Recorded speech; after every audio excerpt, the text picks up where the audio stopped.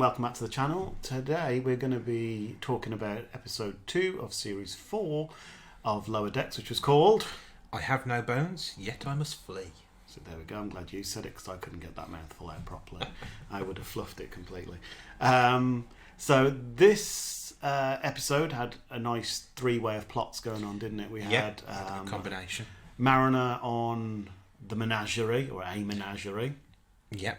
Boimler acclimating to his new quarters. Yep, leaving the lower decks, as it were, and getting and Rutherford attempting to fast track himself to a promotion in a day, which was brilliant.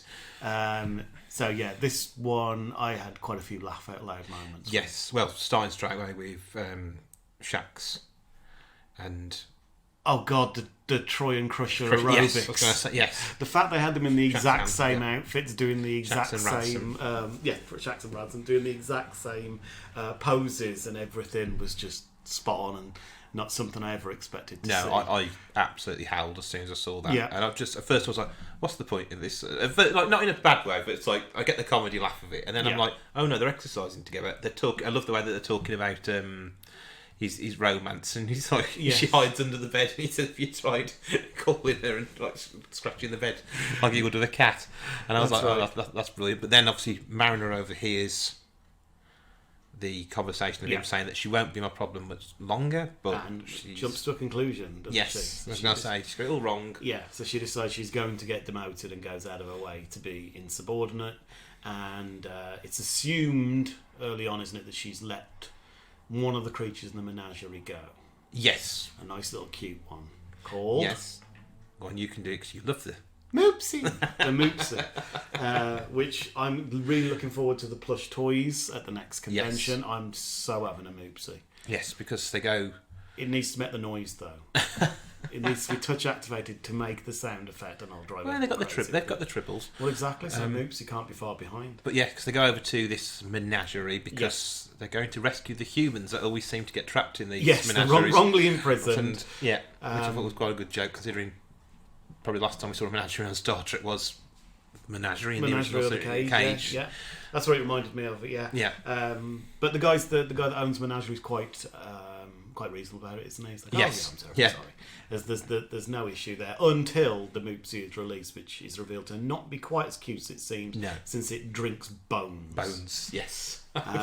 Excellent, cute little creature that sucks the bones out of you. Yeah, I really liked Boimler's subplot, particularly his first going on. Room, where he gets put next to the Bazaar collectors, that's isn't it? Yeah. And he's literally blinded by them, which I've always thought in Star Trek. How much likeness they give off, and then obviously this is to a comical level. Well, it came back later on, and I thought, isn't there some sort of like filter they put over the window? Which obviously it comes back later on, but he can't sleep and ends up moving quarters several times, so he ends up in between. I love the joke of who puts quarters in between two holodecks as well, as he's got to listen to Shax and the Doctor. With their kink play, let's just say that. Robin Hood, isn't it? Robin Hood, yeah.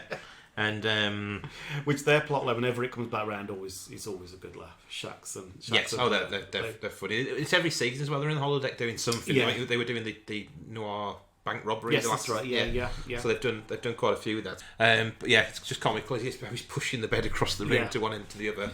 All his stuff's getting knocked off, and he has a little. I like his figures. Yes, he's got an archer, hasn't he? Yeah, in the and green. He takes everywhere because he ends up. I properly noticed it when he was trying to sleep in the Jeffries tubes. Yes, and he's got them all laid out there. I'm glad you brought up the Jeffries tube. Oh dear. I was going to say no. Okay. Good bit of continuity. Mm-hmm. What did we say when we watched the Strange New Worlds episode? The poster on his bunk. Yes, that's right. Yeah, it's on the wall in the Jeffries tube behind him. Is it? When he's in the Jeffries tube? With Okay. And I was like, good continuity, because I just thought fair play. It was in Strange New Worlds, and the Ad Astra poster. Yes, with number one. Yeah, no, it's a good one. Yeah. So yeah, we also had Rutherford.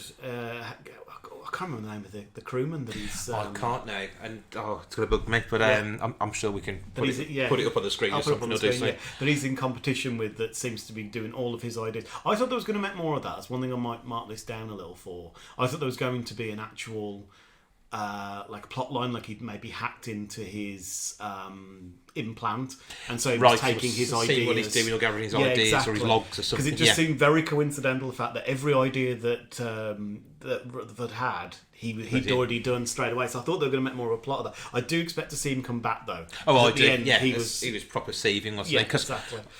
Just to promote this. Just about to put the pip on him, aren't they? And she shouts over, and she goes, "Can he have his promotion that he turned down?" He's like, "Yeah, sure." Tosses the pip. Phillips throws the pip over, and now all our lower deckers are no longer lower deckers. No, they're not lower deckers. They're lieutenant, junior grade. Junior grade, yes. Which has shaken up the series big time. And then meanwhile, we're back on the station. Yeah. And obviously, MOOPSY has slaughtered through quite a few of the exhibits and the owner. I was going to say they're trying to accuse the owner, aren't they? First Mariner's like, well, it wasn't me. Yeah. Like, she full on tells Ransom. And fair play. Ransom believes her. He does. And his plan is different. Let's yes. just say that. I was howling near the yes. end.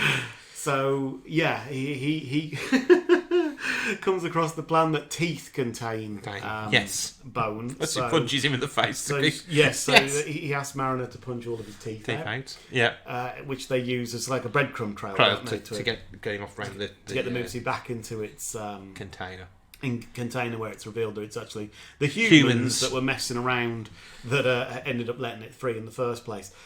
So they leave them there for an extended period. I think their plan was to take over the menagerie, wasn't it? They were trying to kill. I think if I remember correctly, they were trying to kill the station owner. Oh God, I missed this part. Yes, to take over the station. They were going to basically take over. But the whole teeth thing. Every scene afterwards, once he has his new teeth. Oh, and the massive teeth. I couldn't stop laughing at that part. I love that. It's just before that, when they're just sort of finishing up on the station. He's trying to talk. It's all gums and he's got the gum part. That's great. I thought that was as funny as it was going to get, and then they gave him his replacement dentures. And every scene of him after that. If that came back up. I hope they keep them. I'm praying they keep those teeth because I'll be dying every time I see it.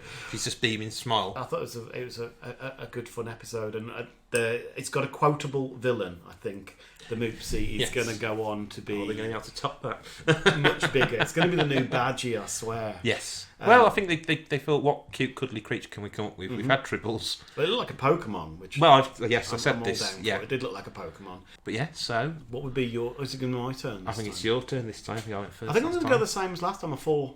I think a 4 out of 5. I think this was just, it carried on and it was just as strong. Yes. I thought this one was probably this one made me laugh more. Yeah. And then, I think for my rating, it's going to seem controversial at the last episode, 4.5. Right, I'll give it that 0.5 for the Voyager stuff. You did, yeah. So, in fairness to it, it was a 4. Yeah, no, I see your point. I'm going to call this a 4 as well. That's fine, yeah. I just think they know what they're doing with Lower Decks. Yeah. We don't have no messing about. We have the odd wobble episode in the past, the one with Peanut Butter Hamper on that planet, which a lot of people hated. Yeah. I didn't hate that one, I don't know. Oh no, I see a lot of people go back, sort of like backlash on. But then I've watched a lot of Rick and Morty, so I'm okay when they go off on a really odd tangent. So I'm used to that. So, but this 2 episodes, 2 good. Well, I was going to say good starts. It was back to back, weren't they? So good strong starts to the season. And I'm looking forward to the next one a lot. Yeah, I always am, and it's coming thick and fast now because I think it just flies by. I think when Trek's back on TV, it just flies by every week. To be fair, and doing this with the recordings, I'm like, we're back to doing another one again, But so far, I think Lower Decks is back to being as consistent as it's always been. Yes, really. Ever since about a few episodes into series 1, from that point on, it's just been plain sailing with this show. It's old dependable on the new Trek. I think that's why I look forward to it so much. I'm like, at least I know this one is going to be. I know exactly what I'm going to get. And it's going to be good. Hopefully you will catch us in the next one. If you could like and subscribe to this, that would help us a ton to expand our reach, which is obviously the goal of things. And hopefully we will see you in the next one. Live long and prosper. Bye.